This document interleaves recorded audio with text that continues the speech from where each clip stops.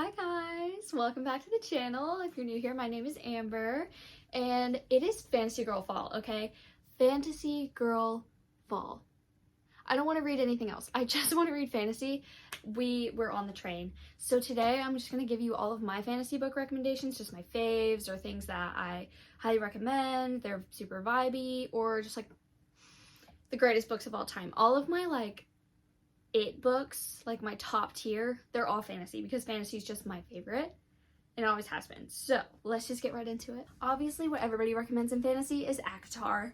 Of course ACOTAR, of course Throne of Glass. Highly recommend both of them.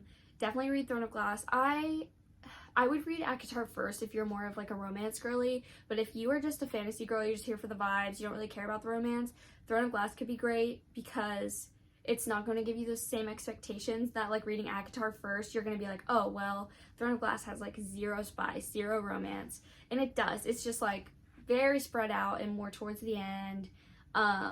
There's more tension than anything, but I love them. Also, Fourth Wing, we all know it. We all love it. If you haven't read it, you should definitely hop on the train just to see if you like it. I think most people who think that they might not love it actually end up really loving it. There's just something about the writing, something about the world that just brings you in, and it's great. Next we have Divine Rivals. Not everyone's cup of tea, totally fine. I adored it, and I think it's because I'm one of those people that eats up a good, like, what would we call it? Historical fiction romance. I'm one of those that eats that up. And that's what this feels like, but if there's magic involved. I literally have an entire tattoo for this book. It just says divine, and it really matters. That word really matters, and you would know if you read it, so go read it.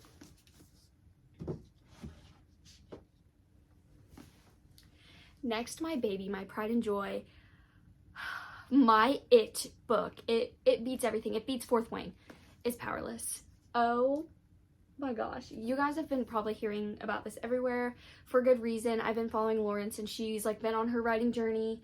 I will be getting a tattoo for this book, and it will be the flowers on this book. If you know, you know. But look at these tabs. I have never tabbed a book so much in my entire life that I did with this one, and I already want to reread it, and I already want to go back and annotate some more.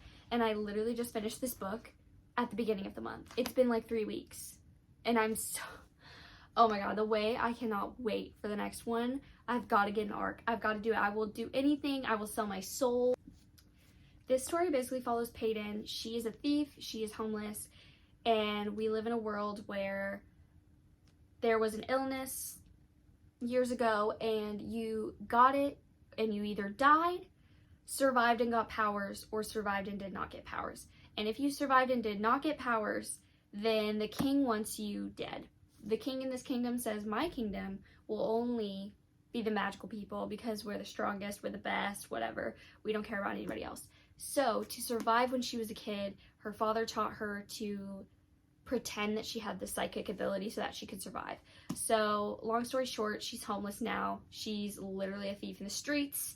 And we meet Prince Kai. Prince Kai is the one who executes these people with no magic because they're not allowed.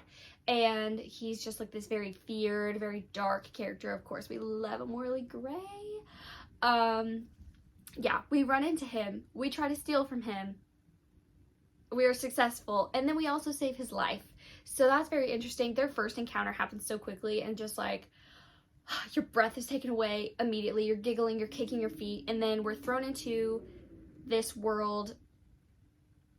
We're thrown into these trials, these magical trials that she was nominated for because she proved that she was a badass by saving Kai's life. So we're in these magical trials, and she has no magic, and she has to survive these trials. So it is giving very much Hunger Games, but it's written so well. I don't know, it's so action-packed in the little scenes, the little romance. The little scenes between her and Prince Kai are just so good. And they're everywhere. It's not like you have to wait for like a little sprinkle here, little sprinkle there. Like, it's so good. And he is morally gray, but he has such a kind heart at the same time. And he also is like not afraid to just like, I don't explain it. I don't know how to explain Prince Kai. He's just perfect. And you should just read it, please. Just read it. I can't explain anymore without going on for 10 years. So next I have Belladonna. This is one of those that's for the vibes. The storyline is not super great. It's really just the vibes. I really enjoyed it. It was definitely like a 4 stars. I read Foxglove after. It wasn't anything crazy. I kind of liked Belladonna more, but for the vibes, especially the fall vibes, it's good. I like it. And it does have a little bit of mystery in it. To me, it kind of is like if Bridgerton and Inheritance games came together, but with death as character. Next we have The Grace Year. I know that this is not fantasy. It is very much dystopian, but I'm throwing it in here because it's incredible and you should read it, and I'm not going to go into depth on that. Next we have House of Salts and Sorrows. It's a 12 Dancing Princesses retelling, but make it dark. Our main character, I mean, it's just the whole thing is dark. It's very dark. I can't even remember to try to tell you what the plot is, but I feel like 12 Dancing Princesses and Make It Dark should be enough for you to decide if you want to read it. So next we have Caraval. I love Caraval. I'm about to read Once Upon a Broken Heart. My UK editions are in the mail, because they're so much prettier. But I do recommend, if you haven't read it yet, read Caraval, because the main character, Jax, is in this book. Well, he's not the main character in these books, but he's more in the second book and the third book, but he is the main character in Once Upon a Broken Heart, and so I think it's cool. And these books are definitely very vibey. It's for the vibes. The writing could be better, but for the like world and the twists and turns that come with this series, it's still very, very good. Just know that the writing's not the best thing you're ever going to read. Next, we have Kingdom of the Wicked. I'm actually about to reread these so I can read Carrie Maniscalco's new book, Throne of the Fallen. Yeah. I just love this world where literally it's like witches and, are they fates? No. It's literally witches and princes of hell. And yeah, I mean, what more could you want? What more could you want? I feel like it is perfect for fall too, just because of the vibes. But I'm excited. Lastly, I have a very fall read. Sorry. This is definitely one to read if you're more in the YA. It's not very new adult. It doesn't have a whole lot of romance. There is a little bit, like a subplot.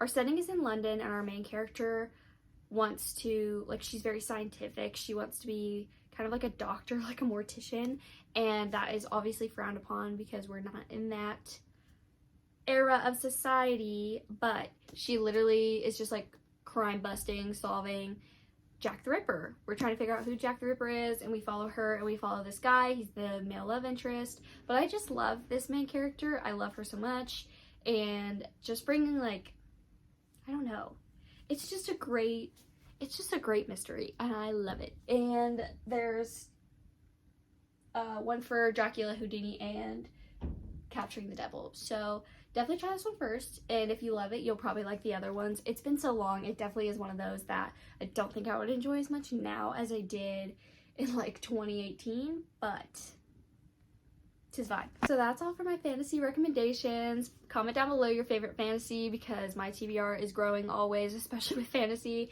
because I just want them all. So yeah, I hope you guys enjoyed and have a good day.